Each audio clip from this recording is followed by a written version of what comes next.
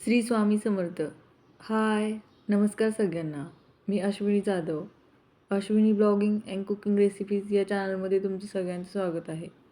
मी हे देवाचे सगळे भांडे खूप घाण झालेत म्हणून घासायला काढले होते. आज पौर्णिमा आहे म्हणून. पितांबरीमध्ये थोडंसं लिंबू पिळलं की स्वच्छ निघतात भांडे सगळे. हे बघा कसे सगळे चकाचक करतात तांब्याचे पितळेचे भांडे. स्वच्छ केले की कसं एकदम मस्त फ्रेश फ्रेश वाटतं. मला तर खूप छान वाटतं घरामध्ये असं काही स्वच्छ केलं की. देव पण बघा किती घाण झालेत. बरेच दिवस झालं धुतलेच नव्हते. आता देव पण धुतलेत. आता आपण पहिले गॅसची पूजा करू. प्रथम गॅसची पूजा करायची आणि नंतर कलश मांडायचा आहे त्याची पूजा.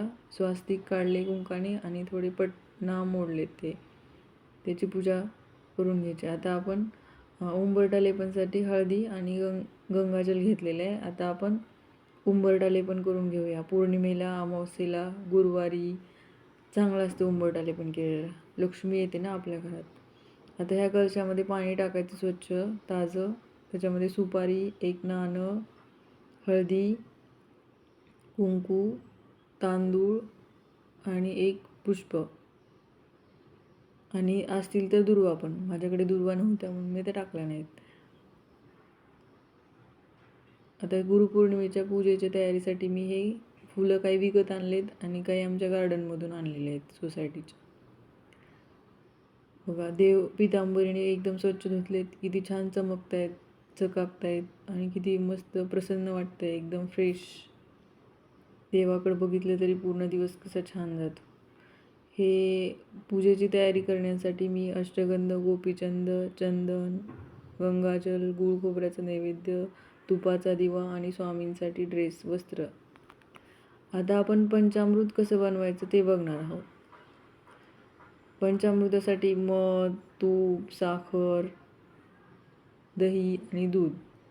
1 चमचा मध घेतला तर 2 चमचे तूप आणि 2 चमचे तूप घेतले की मग तेवढंच वाढवायचं. नंतर 4 चमचे साखर, त्या एकाच चमच्याने मोजून घ्यायचे. 4 चमचे साखर, 8 चमचे दही,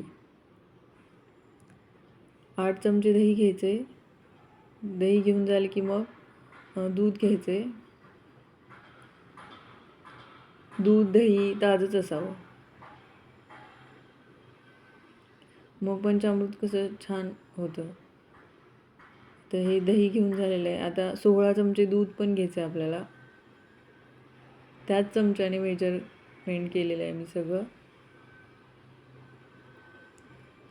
दूध घेऊन झालं की हे पूर्ण छान मिक्स करायचं आणि थोडा वेळ असंच ठेवायचं. म्हणजे ते सगळं साखर, तूप, दही सगळं एक संग होते आणि पूर्ण ते मिक्स होते. छान पंचामृत तयार होते मग आपलं.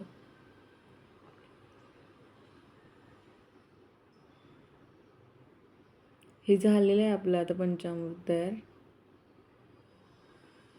आता प्रसादासाठी मी दूध, साखरेचं नैवेद्य, ड्रायफ्रूट्स आणि पंचामृत घेतलेलं आहे. आता आपण गजानन महाराजांना अभिषेक करून घेऊया. गण गण गणात बोते, अनंतकोटी ब्रह्मांड नायक महाराजाधिराज योगीराज परब्रह्म सच्चिदानंद भक्त प्रतिपालक शेगाव निवासी समर्थ सद्गुरू श्री गजानन महाराज की जय. आता आपण स्वामींना अभिषेक करून घेऊया. श्री स्वामी समर्थ. अनंतकोटी ब्रह्मांड नायक महाराजाधिराज योगीराज अक्कलकोट निवासी श्री स्वामी समर्थ महाराज की जय. ब्रह्मानंदम परम सुखद केवल ज्ञानमूर्ती द्वंद्वातीत गगन सदृश तत्स्वलक्षादिअक्षम एकनित्य विमलचलम सर्वदिसाक्षीभूतम भावातीत त्रिगुणरहित सद्गुरुत नमामि. श्री स्वामी समर्थांची षोडशोपचारे गंध सगळं पूजा करून झालेली आहे माझी. ही बघा माझी पूजा. कशी वाटली ती तुम्हाला नक्की मला कमेंट करून सांगा आणि तुमच्या पूजेचा पण फोटो पोस्ट करा.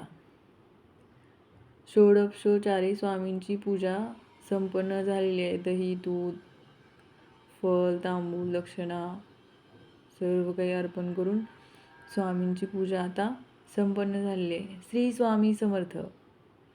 आता आपण गुरूंच्या चरणी एक श्रीफळ, फूल आणि साखरेचा नैवेद्य आणि पेढ्याचा अर्पण करणार आहोत. गुरुपद घेण्यासाठी हे असं करावं लागतं. गुरुच्या चरणी कृतज्ञता व्यक्त करण्यासाठी हे गुरुपद घेण्यासाठी आपण हे सर्व श्रींना अर्पण करणार आहोत.